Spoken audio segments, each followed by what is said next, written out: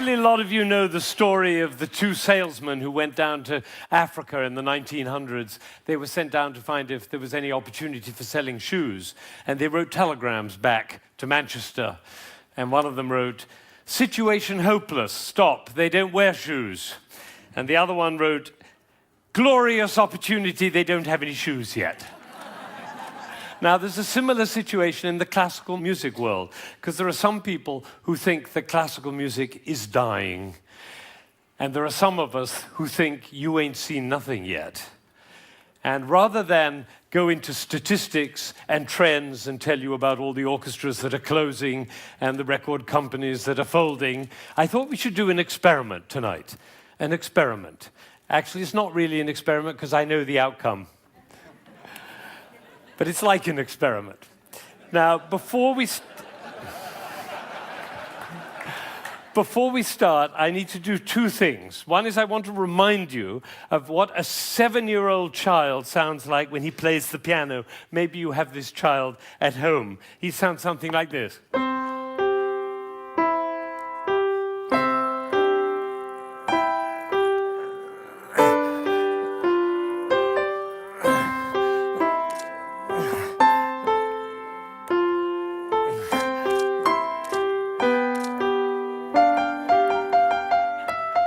I see some of you recognize this child. Now, if he practices for a year and takes lessons, he's now 8 and he sounds like this. And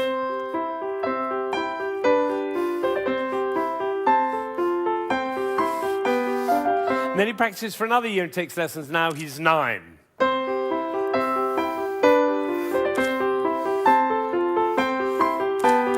And then he practices for another year and takes lessons, now he's 10.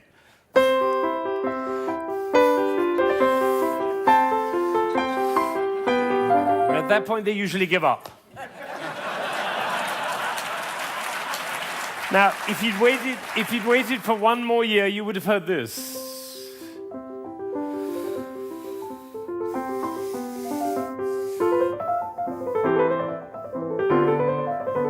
Now, what happened was not maybe what you thought, which was he suddenly became passionate, engaged, involved, got a new teacher, he hit puberty, or whatever it is. What actually happened was the impulses were reduced. You see, the first time he was playing with an impulse on every note.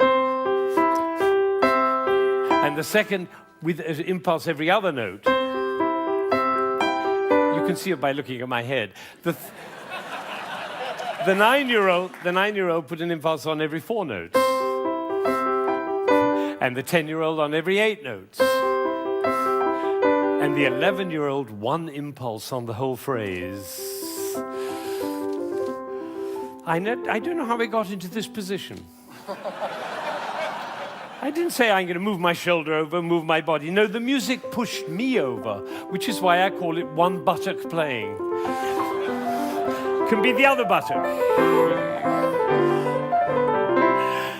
You know, a gentleman was once watching a presentation I was doing, and I was working with a young pianist. He was the president of a corporation in Ohio. And I was working with this young pianist, and I said, "The trouble with you is you're a 2-buttock player. You should be a 1-buttock player." And I moved his body like that while he was playing. Suddenly the music took off. Took flight. There was a gasp in the audience when they heard the difference. And then I got a letter from this gentleman. He said, "I was so moved, I went back and I transformed my entire company into a 1-buttock company." Now, the other thing I want to do is to tell you about you. There are 1,600 people, I believe. My estimation is that probably 45 of you are absolutely passionate about classical music. You adore classical music. Your FM is always on that classical dial, and you have CDs in your car, and you go to the symphony, and your children are playing instruments. You can't imagine your life without classical music. That's the first group. It's quite a small group. Then there's another group, bigger group. These are the people who don't mind classical music. You know, you come home from a long day and you take a glass of wine and you put your feet up, a little Vivaldi in the background doesn't do any harm. Right? That's the second group. Now comes the third group. These are the people who never listen to classical music. It's just simply not part of your life. You might hear it like secondhand smoke at the airport, but and maybe a little bit of a march from Aida when you come into the hall, but otherwise you never hear it. That's probably the largest group of all. And then there's a very small group. These are the people who think they're tone deaf. Amazing number of people think they're tone deaf. Actually, I hear a lot, my husband is tone deaf.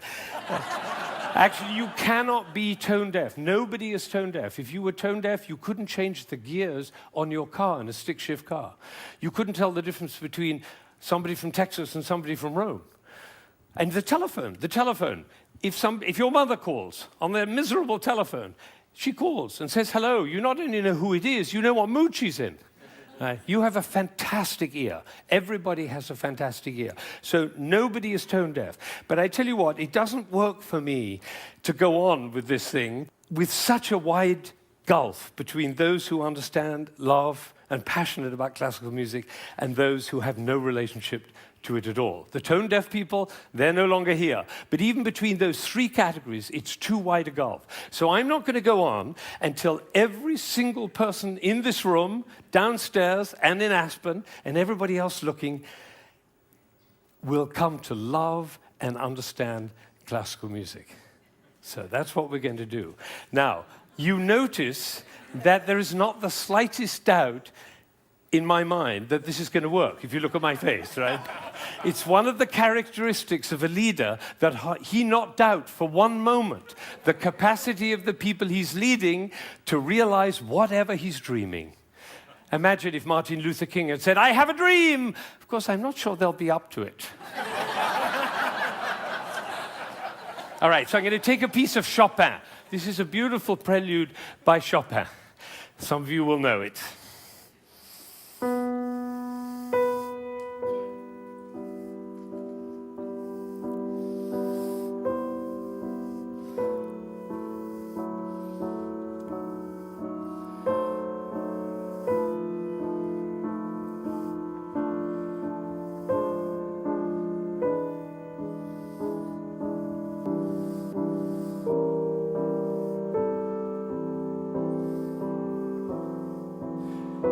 I think probably happened in this room. When I started, you thought, how beautiful that sounds.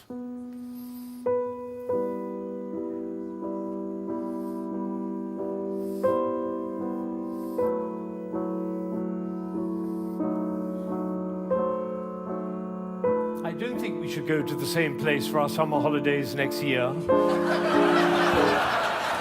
It's funny, isn't it? It's funny how those thoughts kind of waft into your head when listening to classical music. And of course, if the piece is long and you've had a long day, you might actually drift off. And then your companion will dig you in the ribs and say, "Wake up, it's culture!" And then you feel even worse. But has it ever occurred to you that the reason you feel sleepy in classical music is not because of you, but because of us? Did anybody think while I was playing, why is he using so many impulses? If I'd done this with my head, you certainly would have thought it.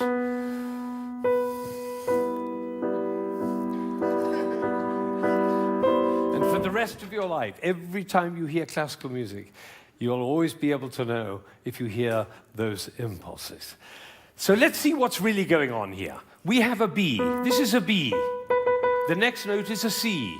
And the job of the C is to make the B sad. And it does, doesn't it? Composers know that. If they want sad music, they just play those two notes. But basically, it's just a B with four sads. Now it goes down to A. And now to G. And then to F. So we have B, A, G, F. And if we have B, A, G, F, what do we expect next? Oh, that might have been a fluke. Let's try it again. Ooh, the TED choir. And you notice nobody is tone deaf. Is that right? Nobody's, every village in Bangladesh and every hamlet in China, everybody knows. Da, da, da, da, da. Everybody knows who's expecting that E. Now, Chopin didn't want to reach the E there because what will have happened? It'll be over, like Hamlet. You remember Hamlet, Act 1, Scene 3, he finds out that his uncle killed his father. You remember he keeps on going up to his uncle and almost killing him. And then he backs away, and then he goes up to him again and almost kills him. And the critics, all of whom sitting in the back row there, they have to have an opinion. So they say, Hamlet is a procrastinator. Or they say, Hamlet has an Oedipus complex. No, otherwise the play would be over, stupid. That's why Shakespeare puts all that stuff in Hamlet, you know, Ophelia going mad and the play within the play and Yorick's skull and the gravediggers. That's in order to delay until Act 5 he can kill him. It's the same with the Chopin. He's just about to reach the E and he says, oops, better go back up and do it again. So he does it again. Now he gets excited. That's excitement, you don't have to worry about it. Now he gets to F sharp and finally he goes down to E. But it's the wrong chord. Because the chord he's looking for is this one. Right? And instead he does. Now we call that a deceptive cadence. Because it deceives us. I always tell my students, if you have a deceptive cadence, be sure to raise your eyebrows, then everybody will know.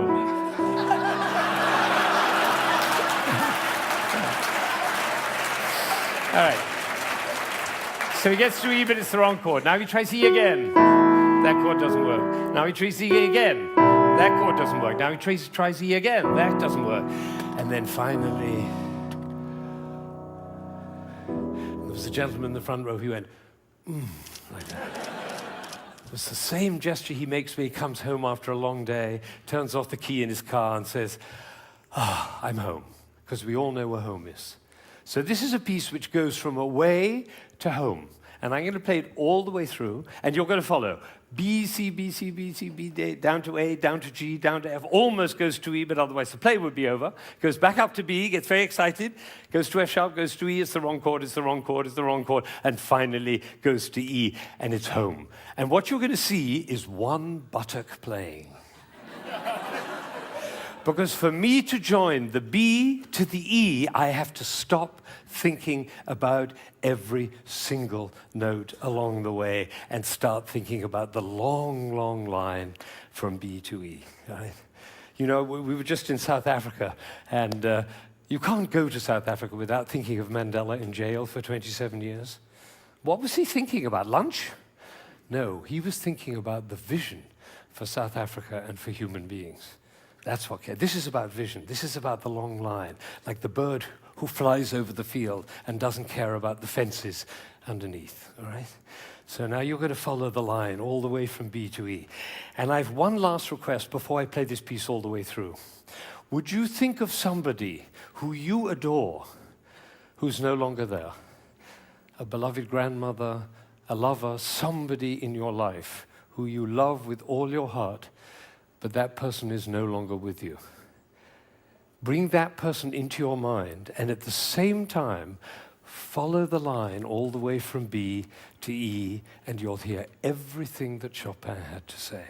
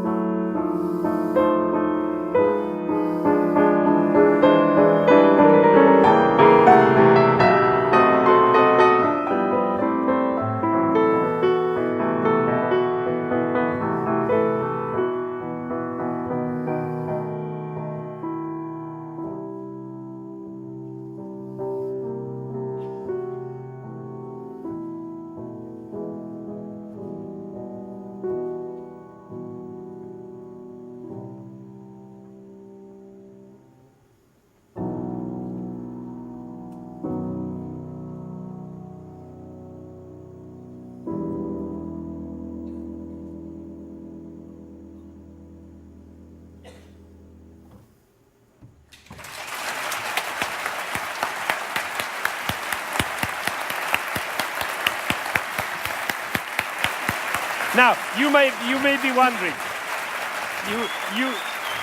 you may be wondering, why I'm clapping. Well, I did this at a school in Boston with about 70 seventh graders, 12-year-olds.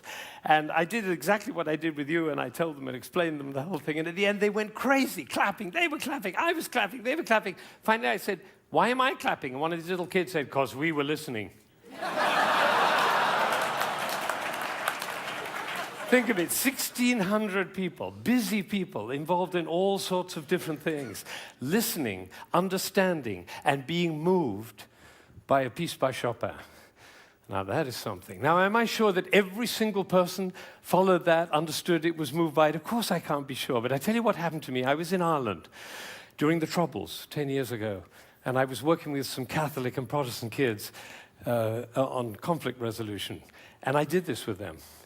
Risky thing to do, because they were street kids. And one of them came to me the next morning, and he said, you know, I've never listened to classical music in my life, but when you played that shopping piece, he said, my brother was shot last year, and I didn't cry for him. But last night, when you played that piece, he was the one I was thinking about. And I felt the tears streaming down my face, and you know, it felt really good to cry for my brother. So I made up my mind at that moment that classical music is for everybody. Everybody. Now, how would you walk? Because you know my profession, the music profession, doesn't see it that way. They say 3% of the population likes classical music. If only we could move it to 4%, our problems would be over. I say, how would you walk? How would you talk? How would you be if you thought 3% of the population likes classical music? If only we could move it to 4%.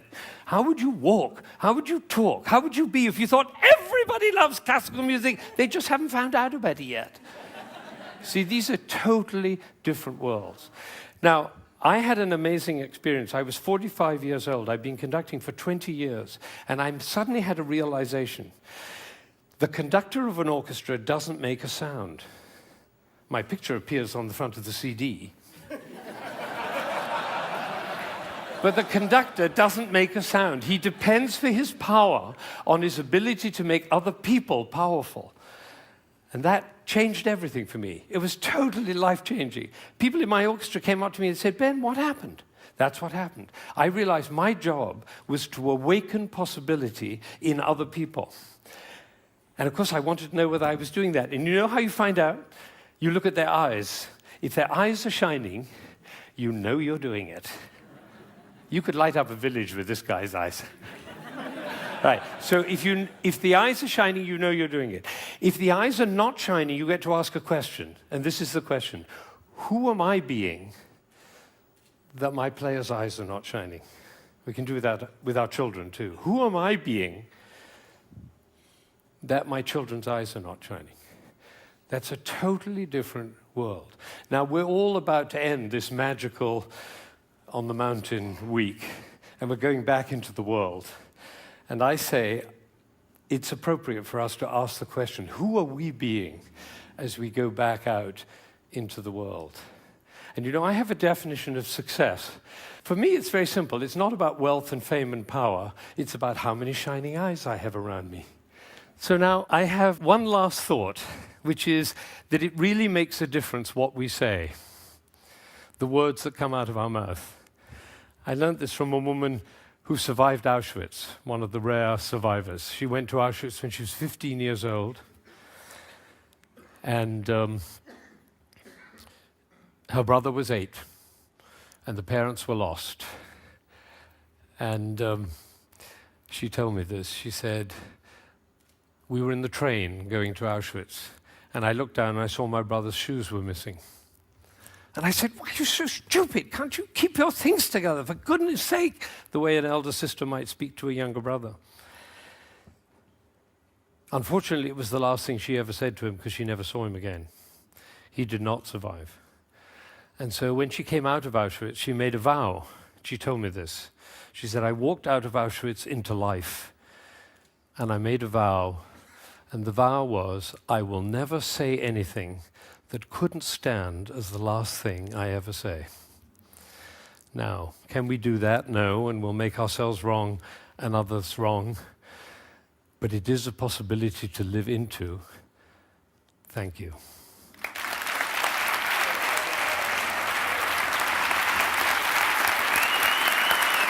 Shining eyes. Shining eyes.